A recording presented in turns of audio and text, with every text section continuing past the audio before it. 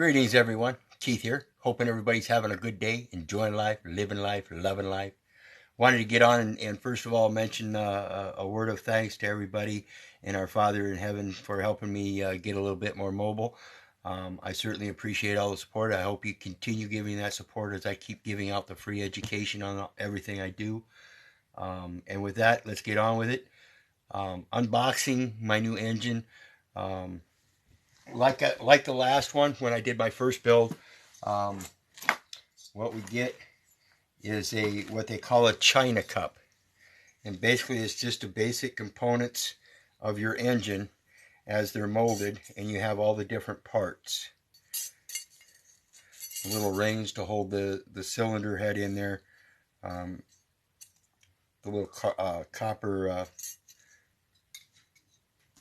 gasket for the top that goes on, and then you've got the regular body of the engine with its clutch on the back side and the gear mount and everything on the front.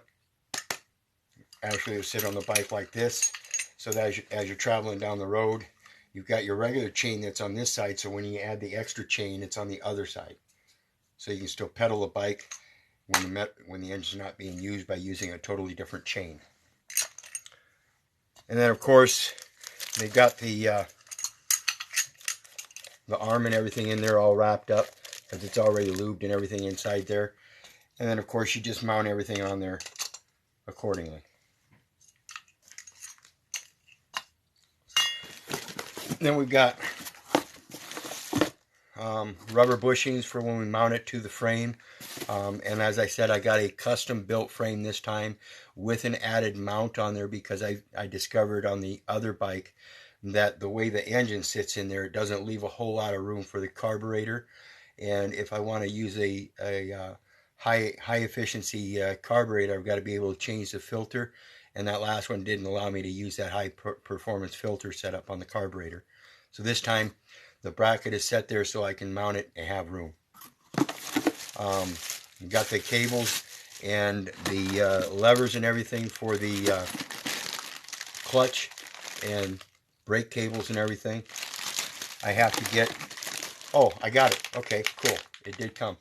I thought this was one of the parts that didn't come. This is a double brake lever, because I'll be running both front and rear brakes on one lever, because I've got to have the other lever for throttle, or for the clutch. So I'll have the throttle will be on this side with the clutch will be on this side with the throttle on this side, and then when I let out the throttle, I can use the brake. And it's set up with double brake lines, so it'll run both front and brake at the same time. And of course, you've got your tensioner.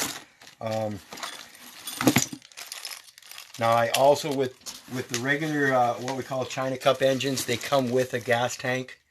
And like I said, this one I had custom built with the gas tank built into the frame. And then knowing that they would send a gas tank, I'm getting a bracket made on the back to mount this. So I've got a reserve tank. And then, of course, we've got the chain, your electrical components, so that when you start it up, it keeps that spark going in time. A nice little muffler for the exhaust. They all come with just a regular common muffler, and you can also get upgrades on those. Then, of course, I've got my little light system that will work on a wheel activated generator, so that anytime I'm actually in motion, whether I'm just free flowing, pedaling, or using the engine, I've actually got a nice little headlight this time, instead of one of those jinky little 1 or 2, 3 diode lights. This has a couple regular lights, and it should do good for what I need.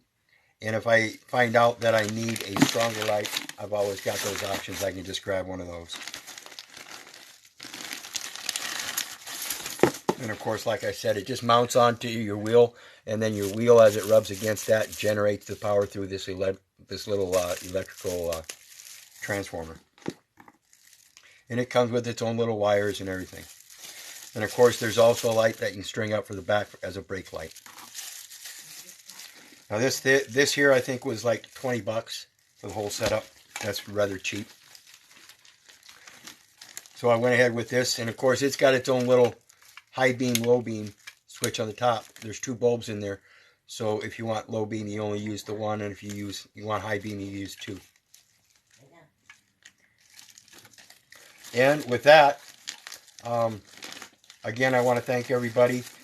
I'll be doing another video as I progress along and put it together to show you the progress.